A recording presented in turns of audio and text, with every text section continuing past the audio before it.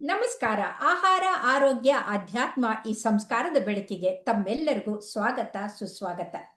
ಇವತ್ತು ನಮ್ಮೊಂದಿಗೆ ಇದ್ದಾರೆ ವಿಶೇಷವಾದಂಥ ಒಬ್ಬ ವೈದ್ಯರು, ಡಾಕ್ಟರ್ ಲಕ್ಷ್ಮಿ ಎಸ್. ಎಸ್ ಅಂತಂದ್ರೆ ಸ್ಮೈಲ್, ನಗನಗ್ತಾ ಇರ್ತಾರೆ. ಹಾಗಾಗಿ ಅವರ ಪೇಷಂಟ್ಗಳು, ರೋಗಿಗಳಲ್ಲೂ ಮುಖದಲ್ಲೂ ಕೂಡ ಮಂದಸ್ಮಿತರಾಗುವ ಹಾಗೆ ನೋಡ್ಕೊಳ್ತಾರೆ. ಅವರು ನಿಮ್ಹ್ಯಾನ್ಸ್ನಲ್ಲಿ ಡಿಪ್ಲೊಮಾನಲ್ಲಿ ಗೋಲ್ಡ್ ಮೆಡಲಿಸ್ಟು, MD-ನಲ್ಲಿಯೂ ಸೈಕ್ಯಾಟ್ರಿನಲ್ಲೂ ಗೋಲ್ಡ್ ಮೆಡಲಿಸ್ಟು, ಅದಾದ್ಮೇಲೆ ಪೋಸ್ಟ್ ಡಾಕ್ಟರೇಟ್ ಇನ್ ವಿಮೆನ್ ಸೈಕಾಲಜಿಯನ್ನ ಮಾಡಿ, ಮಕ್ಕಳಲ್ಲಿರೋ ಆಟಿಸಮ್ನ ರಿಸರ್ಚ್ ಮಾಡಿ ಸೆಂಟ್ ಜಾನ್ಸ್ನಲ್ಲಿ ಕೆಲಸ ಮಾಡಿ, ಈಗ ತಮ್ಮದೇ ಆದಂಥ ಆಸರೆ ಅನ್ನುವಂಥ ನ್ಯೂರೋಸೈಕ್ಯಾಟ್ರಿ ಒಂದು ಸೆಂಟರ್ನ ತೆಗೆದಿದ್ದಾರೆ. ಹಾಗಾಗಿ ವಿಶೇಷವಾಗಿ ಮಹಿಳೆಯರು, ಮಕ್ಕಳ ಬಗ್ಗೆ ಅವಳು ಕಾಳಜಿ ವಹಿಸುವಂಥವ್ರು. ಹಾಗಾಗಿ ಇವತ್ತು ಮಕ್ಕಳಲ್ಲಿ, ಮಹಿಳೆಯರಲ್ಲಿ ಬರುವಂಥ ಈ ಋತುಚಕ್ರದ ಮೊದಲು ಬರುವಂಥ ಖಿನ್ನತೆ, ಕಿರಿಕಿರಿ, ಮಾನಸಿಕ ತೊಂದರೆಗಳ ಅದರ ಬಗ್ಗೆ ನಮ್ಗೆ ತಿಳಿಸ್ಕೊಳಕ್ ಬಂದಿದ್ದಾರೆ. ನಮಸ್ಕಾರ ಲಕ್ಷ್ಮಿ ಅವರೇ, ಸ್ವಾಗತ. ನಮಸ್ತೆ. ನಮಸ್ತೆ ಮೇಡಮ್. ಈಗ ಎಷ್ಟೋ ಸಲ ಏನಂತಂದ್ರೆ, ಋತು ಅಂತಂದ್ರೆ ದೈವದತ್ತವಾಗಿ ಭಗವಂತ ಕೊಟ್ಟಂತ ಒಂದು ದೇಣಿಗೆನೋ ವರ ಅಂತ ತಿಳ್ಕೊಬಹುದು ಹೆಣ್ಮಕ್ಳಿಗೆ. ಯಾಕಂದ್ರೆ ಗಂಡಸರಲ್ಲಿ ಆಗೋದಿಲ್ಲ ನೋಡಿ, ಹೆಣ್ಣು ಮಕ್ಕಳಿಗೆ ಮಾತ್ರ. ಅಂದ್ರೆ ಅವರು ಗರ್ಭಿಣಿಯಾಗಿ, ತಾಯಿಯಾಗಿ ಆ ಮಾತೃ ವಾತ್ಸಲ್ಯ ತೋರ್ಸೋದಕ್ಕೆ ಅಂತ ಅದು ಇರೋದು.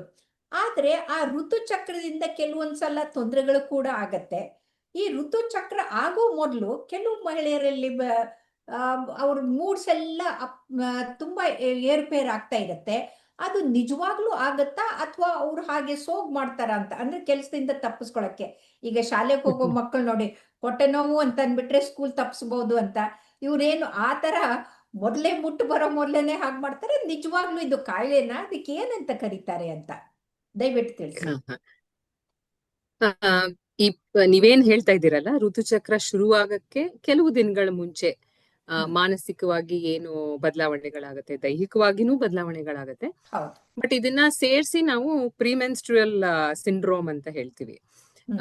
ಸೊ ಮೆನ್ಸ್ಟ್ರುಯಲ್ ಅಂದ್ರೆ ಋತುಚಕ್ರ ಶುರುವಾಗೋ ದಿನ, ಸೊ ಅದಕ್ಕಿಂತ ಹಿಂದಿಂದು ಪ್ರಿಮೆನ್ಸ್ಟ್ರುಯಲ್ ಅಂತ. ಇದು ಖಂಡಿತವಾಗಿ ದೇಹದಲ್ಲಿ, ಮನಸ್ಸಿನಲ್ಲಿ, ಹಾರ್ಮೋನಲ್ಲಿ ಚೇಂಜಸ್ ಆಗೋದ್ರಿಂದ ಆಗುವಂತ ಬದಲಾವಣೆಗಳು. ನೀವ್ ಹೇಳ್ದಂಗೆ ಎಷ್ಟೋ ಗಂಡಸರು ನಮ್ಮ ಹತ್ರ ಅಂದ್ರೆ ಬಲವಂತಕ್ಕೆ ಕರ್ಕೊಂಡ್ ಬಂದಿರ್ತಾರೆ ಅನ್ಸುತ್ತೆ ಹೆಂಡ್ತೀರ್ನ. ಮತ್ ಹೇಳ್ತಾರೆ, ಇವಳಿಗೆ ಏನು ಇಲ್ಲ ಮೇಡಮ್, ಸುಮ್ನೆ ಏನೋ ಈ ತರ ನಾಟಕ ಮಾಡ್ತಾಳೆ.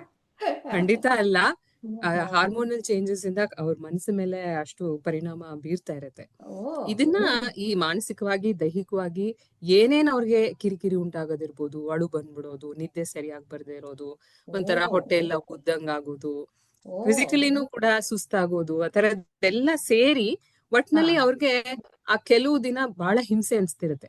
ಅದನ್ನ ನಾವು ಇದೇನು ಎಲ್ಲ ಮಹಿಳೆಯರಿಗೂ ಆಗತ್ತಾ, ಅಥವಾ ಕೆಲವ್ರಿಗೆ ಮಾತ್ರ ಆಗತ್ತಾ? ಎಷ್ಟು ಕಾಮನ್ ಆಗಿ ನಾವ್ ಇದನ್ನ ಕಾಣ್ಬೋದು? ಯಾಕಂದ್ರೆ ನನಗೆ ಯಾವತ್ತೂ ಹಾಗಾಗಿಲ್ಲ. ನಾನು ಡಾನ್ಸ್ ಕೂಡ ಮಾಡ್ತಾ ಇದ್ದೆ ಮುಟ್ಟಾಗೋದ್ಮೇಲೆ, ಮುಟ್ಟದಿದ್ದಾಗ್ಲೂ ಕೂಡ.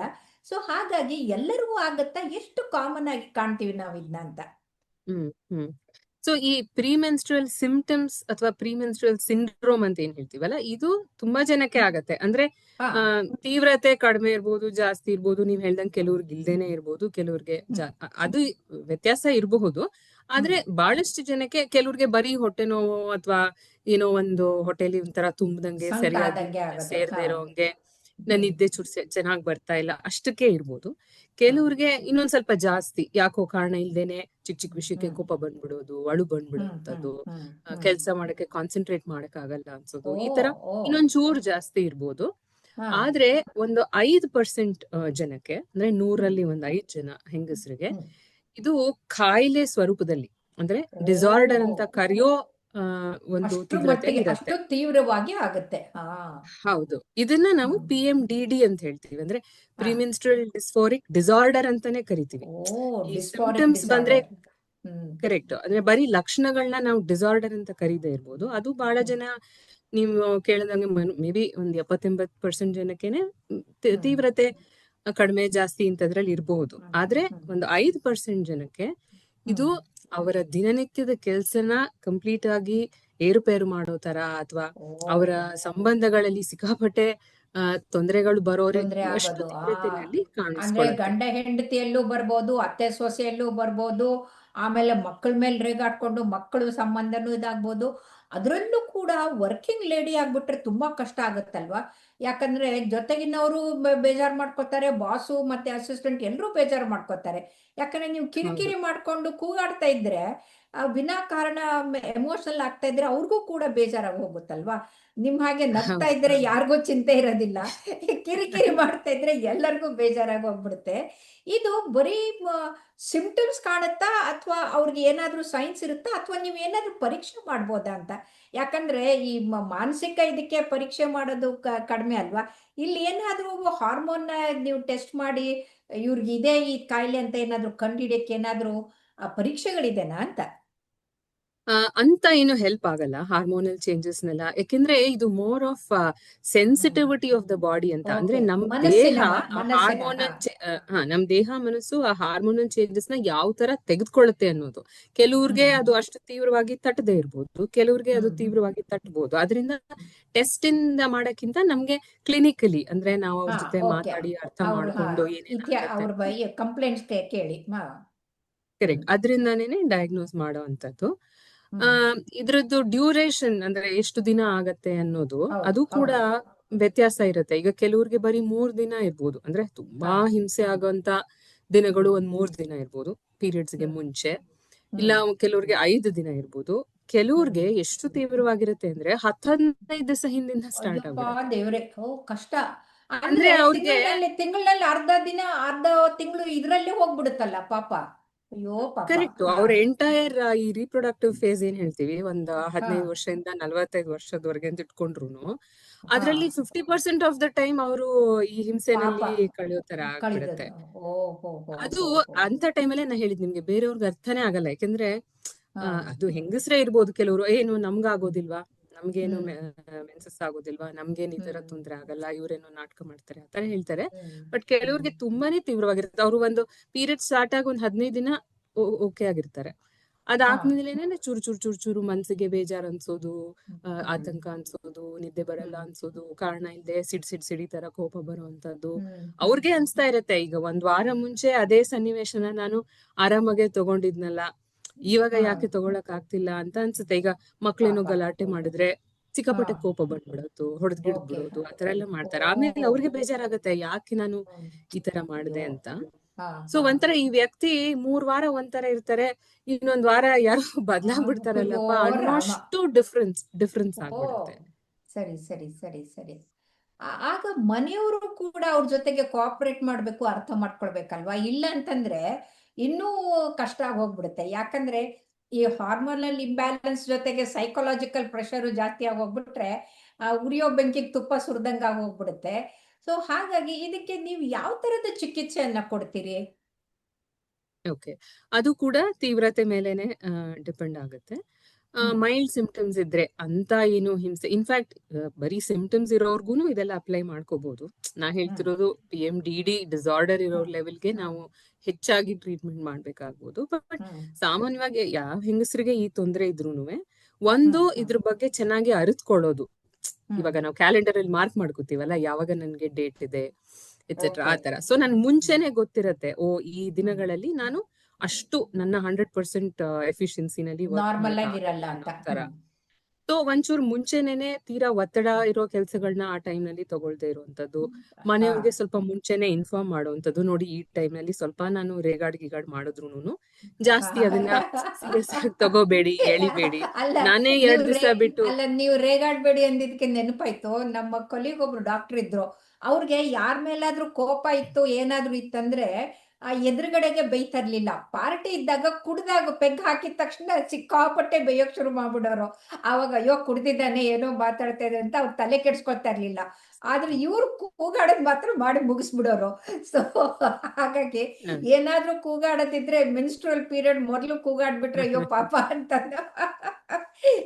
ಆ, ಇಲ್ಲ, ಅದೇ ಖಂಡಿತ ಹಾಗಂತ ಹೆಂಗ್ ಬೇಕಾದ್ರಾಗೆ ಯೂಸ್ ಮಾಡ್ಕೋಬಹುದು ಅಂತ ಅಲ್ಲ, ಬಟ್ ಸ್ವಲ್ಪ ಬೇರೆಯವ್ರಿಗೂ ಅರ್ಥ ಅಲ್ಲ ಆಗಿದ್ರೆ. ತಮಾಷೆಗೆ ಹೇಳ್ದೆ ಹೌದು, ನಾನು. ಖಂಡಿತ ಖಂಡಿತ. ಆ ತರದೆಲ್ಲ ಕೆಲವು ಅರೇಂಜ್ಮೆಂಟ್ಸ್ ಮಾಡ್ಕೊಳ್ಳುವಂಥದ್ದು, ಸ್ವಲ್ಪ ಮಟ್ಟಿಗೆ ಈವನ್ ಯೋಗ, ಧ್ಯಾನ, ಒಳ್ಳೆ ಆಹಾರ ಬಹಳ ತಗೊಳ್ಳುವಂಥದ್ದು. ಒಳ್ಳೇದು. ಹೌದೌದು. ಈ ಪ್ರಾಬ್ಲಮ್ ಇರೋರ್ಗೆ ಸ್ವಲ್ಪ ಈ PCOD ಪ್ರಾಬ್ಲಮ್ ಎಲ್ಲ ಇರೋ ಚಾನ್ಸಸ್ ಇರತ್ತೆ. ಹಾ ಹಾ ಥೈರಾಯ್ಡ್, PCOD ಇವೆಲ್ಲ ಸ್ವಲ್ಪ ಲಿಂಕ್ಡ್ ಇರೋ ಹೌದು, ತರ ಇರುತ್ತೆ. ಥೈರಾಯ್ಡ್ ನಲ್ಲೂ ಕೂಡ ಸೈಕಲಾಜಿಕಲ್ಲು ಸ್ವಲ್ಪ ಪ್ರಾಬ್ಲಮ್ ಇರುತ್ತೆ. ಯಾಕಂದ್ರೆ ಒಬ್ರು ಇಸ್ರೋ ಸೈಂಟಿಸ್ಟ್ಗೆ ಸೈಕಿಕ್ ಅಂತ ಟ್ರೀಟ್ಮೆಂಟ್ ಹಾಕ್ಬಿಟ್ಟಿದ್ರು, ಆಂಟಿ ಡಿಪ್ರೆಸೆಂಟ್ ನ. ಮುಖ ನೋಡಿದ ತಕ್ಷಣ ನಾನು ಇದು ಹೈಪೋಥೈರಾಯ್ಡಿಸಮ್ ಇದೆಲ್ಲ, ನಾಲ್ಗೆ ತಪ್ಪಾಗಿದೆ, ಚಳಿ ಆಗತ್ತಂದ್ರೆ ಹೌದು ಅಂತ ಪರೀಕ್ಷೆ ಮಾಡಿ ನೋಡಿದ್ರೆ ಹೈಪೋಥೈರಾಯ್ಡಿಸಮ್. ಅದು ಕೊಡ್ತಾ ಇದ್ದಂಗೆ ಸರಿ ಆಯ್ತು. ಹಾಗಾಗಿ ಈ ಬಹುಶಃ ಅಕ್ಕ ತಂಗಿಯರ್ ತರ ಎಲ್ಲ ಸೇರ್ಕೊಂಡ್ಬಿಟ್ಟಿರುತ್ತೆ ಅನ್ಸುತ್ತೆ ಇದು. ಹೌದು. So okay. ಅಂತದ್ರ ಬಗ್ಗೆನೂ ಸ್ವಲ್ಪ ಗಮನ ಕೊಡುವಂತದ್ದು. ಕೆಲವೆಲ್ಲ ಯೋಗದಲ್ಲೂ ಈ ಗರ್ಭಕೋಶಕ್ಕೆ ಸಂಬಂಧಪಟ್ಟಿರುವಂತ ಕೆಲವು ಆಸನಗಳೆಲ್ಲ ಹೇಳ್ಕೊಡ್ತಾರೆ. ಈಗ ಭದ್ರಕೋಣಾಸನ ಆ ತರದೆಲ್ಲ ಕೆಲವು specific to the pelvic region ತರ ಅಂತದ್ದೆಲ್ಲಾನು ಕೂಡ ಸ್ವಲ್ಪ ಹೆಲ್ಪ್ ಆಗತ್ತೆ. ಅಂಡ್ ಒಂಚೂರು ಮೆಡಿಟೇಷನ್ ಮಾಡೋದು, ಅಥವಾ ಆ ಟೈಮ್ ನಲ್ಲಿ ಈಗ ನಾವು ಸೈಕಲಾಜಿಕಲ್ ಟೆಕ್ನಿಕ್ಸ್ ಕೆಲವೆಲ್ಲ ಹೇಳ್ಕೊಡ್ತೀವಿ. ಥಾಟ್ ಡೈರಿ ಬರೆಯೋದು, ಯಾವ ತರ ಅಂದ್ರೆ ಆ ಸಂದರ್ಭದಲ್ಲಿ ಏನು ಆಗ್ಬೋದು ಅಂತ ಮುಂಚೆನೆ ಸ್ವಲ್ಪ ಊಹಿಸ್ಕೊಂಡು ಬೇರೆ ತರ ನನ್ ರೆಸ್ಪಾನ್ಸಸ್ ಮಾಡ್ಬೋದಾ ಅಂತ. ಸೊ ಈ ತರದ್ದೆಲ್ಲ ಕೆಲವು ಸೈಕಲಾಜಿಕಲ್ ಟ್ರೀಟ್ಮೆಂಟ್ಸ್ ಇಂದ ಮಾಡ್ಬೋದು. ಅಂದ್ರೆ ತೀವ್ರತೆ ಜಾಸ್ತಿ ಲೈಫ್ ಸ್ಟೈಲ್ ಚೇಂಜ್ ಮಾಡ್ಕೊಂಡ್ಬಿಟ್ರೆ ಸ್ವಲ್ಪ ತಕ್ಕ ಮಟ್ಟಿಗೆ ಕಡಿಮೆ ಆಗುತ್ತೆ ಅಂತ ನೀವ್ ಹೇಳ್ತಾ ಇರೋದು. ಯಾಕಂದ್ರೆ ಧ್ಯಾನ ಹೌದು. ಮಾಡಿದಾಗ ಫೀಲ್ ಗುಡ್ ಹಾರ್ಮೋನ್ಸ್ ಉತ್ಪತ್ತಿ ಆಗುತ್ತೆ, ಅದರಿಂದ ಮನಸ್ಸು ಶಾಂತಿ ಆಗುತ್ತೆ. ಈ ಕ್ಷುಬ್ಧತೆ ಬರೋದಕ್ಕೂ ಅದಕ್ಕೂ ಎರಡು ಸಮವಾಗಿ ಒಂದು ಬ್ಯಾಲೆನ್ಸ್ ಆಗುತ್ತೇನೋ ಅಂತ ಅನ್ಸುತ್ತೆ. ಇದಲ್ಲದೆ ಹಾರ್ಮೋನ್ಸ್ ಏನಾದ್ರು ಕೊಡ್ತೀರಾ? ಹಾರ್ಮೋನಲ್ ಟ್ರೀಟ್ಮೆಂಟ್ ಗಿಂತ SSRIs ಅಂತ ನಾವು ಒಂದು ಆಂಟಿ ಡಿಪ್ರೆಸೆಂಟ್ ಬರುತ್ತೆ, ಅವುಗಳದು ಇದಕ್ಕೆ ತುಂಬಾ ಹೆಲ್ಪ್ ಆಗುವಂತ ಟ್ರೀಟ್ಮೆಂಟ್. ಸೊ ಯಾರಿಗೆ ತೀವ್ರತೆ ಜಾಸ್ತಿ ಇರತ್ತೆ, ಅದನ್ನ ಹೇಳಿದ್ನಲ್ಲ PMDD ತರ ಇರೋರ್ಗೆ, ಅವ್ರಿಗೆ ಈ ಒಂದು ಮಾತ್ರೆನ ಕೊಡ್ತೀವಿ. ಅದು ಆಕ್ಚುಲಿ ಆಂಟಿ ಡಿಪ್ರೆಸೆಂಟ್, ಬಟ್ ಇದಕ್ಕೆ ತುಂಬಾ ಹೆಲ್ಪ್ ಆಗುವಂತ ಮಾತ್ರೆ ಅದು. ಅದನ್ನ ಕೆಲವ್ರಿಗೆ ಬರೀ ಆ ವಾರ ಮಾತ್ರ ತಗೊಳ್ಳೋ ತರಾನು ಕೊಡ್ತೀವಿ. ಕೆಲವ್ರಿಗೆ ಈಗ ನಾ ಹೇಳ್ದಂಗೆ 10-15 ದಿವಸ ಮುಂಚಿಂದ ಶುರುವಾಗೋರ್ಗೆ, ಅಂತವ್ರಿಗೆ ರೆಗ್ಯುಲರ್ ಕೊಡೋದೇ ಒಳ್ಳೇದು. ಜಸ್ಟ್ 3 days, 5 ಅಂದ್ರೆ days. ಲೈಫ್ ಲಾಂಗ್ ಅವ್ರಿಗೆ ಮೆನೋಪಾಸ್ ಆಗೋವರೆಗೂ, ಮುಟ್ಟು ನಿಲ್ಲೋವರೆಗೂ ಮಾತ್ರೆಗಳನ್ನ ತಗೊಳ್ತಾನೆ ಇರ್ಬೇಕಾಗತ್ತೆ ಹಾಗಾದ್ರೆ ಇಂಥವ್ರು, ಅಲ್ವಾ? ಅಂದ್ರೆ ಅಟ್ಲೀಸ್ಟ್ ತುಂಬಾ ಅದು ಕಾಡುವಂತ ಪೀರಿಯಡ್ ಇರುತ್ತಲ್ಲ, ಅಟ್ಲೀಸ್ಟ್ 20s ಅಲ್ಲಿ ಅಥವಾ ಅರ್ಲಿ 30s ಅಲ್ಲಿ, ಅವಾಗ್ಲಾದ್ರೂ ಅದು ಹೆಲ್ಪ್ ಆಗುತ್ತೆ. ಅದೇ ತೀವ್ರತೆ ಮೇಲೆ ಡಿಪೆಂಡ್ ಆಗುತ್ತೆ. ಈಗ ಮಕ್ಕಳಾದ್ಮೇಲೆ ಸ್ವಲ್ಪ ಮಟ್ಟಿಗೆ ಕಡಿಮೆ ಆಗತ್ತಾ ಇದು, ಅಥವಾ ಅಲ್ಲೂ ಮುಂದುವರಿಯುತ್ತಾ? ಹಾಗೇನಿಲ್ಲ ಮೇಡಮ್, ನಾವ್ ನೋಡಿರೋ ಹಂಗೆ ಅದೇನು ಮಕ್ಕಳಾದ್ರೆ ಕಡಿಮೆ ಆಗತ್ತೆ ಅಂತ ಏನಿಲ್ಲ. ಕೆಲವ್ರಿಗೆ ಆಮೇಲೆ ಸ್ವಲ್ಪ ಲೇಟರ್ ಏಜ್ ಅಲ್ಲೇ ಜಾಸ್ತಿ ಆಗುತ್ತೆ, ಕೆಲವ್ರಿಗೆ ಅರ್ಲಿ ಟೀನೇಜ್ ಅಲ್ಲೇ ಜಾಸ್ತಿ ಇರೋಂಗ್ ಅನ್ಸುತ್ತೆ. ಕೆಲವು ವ್ಯತ್ಯಾಸಗಳಿರುತ್ತೆ. ಆದ್ರೆ ಯಾವಾಗ ಅದು ಅಷ್ಟು ತೊಂದರೆ ಕೊಡ್ತಿದೆ ಅನ್ಸುತ್ತೆ, ವ್ಯಕ್ತಿಯಾಗೇನೆ ಒಬ್ರು ಬದಲಾಗ್ಬಿಡ್ತಿದ್ದಾರೆ ಅನ್ನೋ ಅಷ್ಟು ಲೆವೆಲ್ ಅಲ್ಲಿ ಅವ್ರನ್ನ ಹಿಂಸೆ ಮಾಡತ್ತೆ, ಅವಾಗ ಟ್ರೀಟ್ಮೆಂಟ್ ತಗೊಳ್ಳೋದು ಒಳ್ಳೇದು. ಅದ್ರಲ್ಲಿ ಏನು ಅಷ್ಟೊಂದು ಚಿಂತೆ ಮಾಡ್ಬೇಕಾಗಿಲ್ಲ. ಓಕೆಪ್ಪ, ತುಂಬಾ ತುಂಬಾ ಸಂತೋಷ ಡಾಕ್ಟರ್ ಲಕ್ಷ್ಮಿ ಅವರೇ. ಇಷ್ಟ್ರ ಬಗ್ಗೆ ಎಷ್ಟೋ ಮಹಿಳೆಯರಿಗೆ ಗೊತ್ತೇ ಇರೋದಿಲ್ಲ. ಅವ್ರ ಗುಣನೇ ಹಾಗೆ, ನೇಚರೇ ಹಾಗೆ ಅನ್ಕೊಂಡ್ಬಿಟ್ಟು ಕೂಗಾಡೋದು ಇರ್ತಾರೆ, ತಪ್ಪು ತಿಳ್ಕೊಳ್ಳೋದು ಇರ್ತಾರೆ. ಹಾಗಾಗಿ ಅಪಾರ್ಥ ಮಾಡ್ಕೋಬೇಡಿ, ಹೆಣ್ಣು ಮಕ್ಕಳನ್ನ ಅರ್ಥ ಮಾಡ್ಕೊಳ್ಳಿ, ಅವ್ರಿಗೆ ಋತು ಬಂದಾಗ ಏನಾಗುತ್ತೆ ಅಂತ ತಿಳ್ಕೊಳ್ಳಿ ಅಂತ ತಿಳಿಸ್ಕೊಟ್ಟಿದ್ದೀರಿ. ತುಂಬಾ ತುಂಬಾ ಧನ್ಯವಾದಗಳು. ನಮಸ್ಕಾರ. ನಮಸ್ತೆ. Thank you.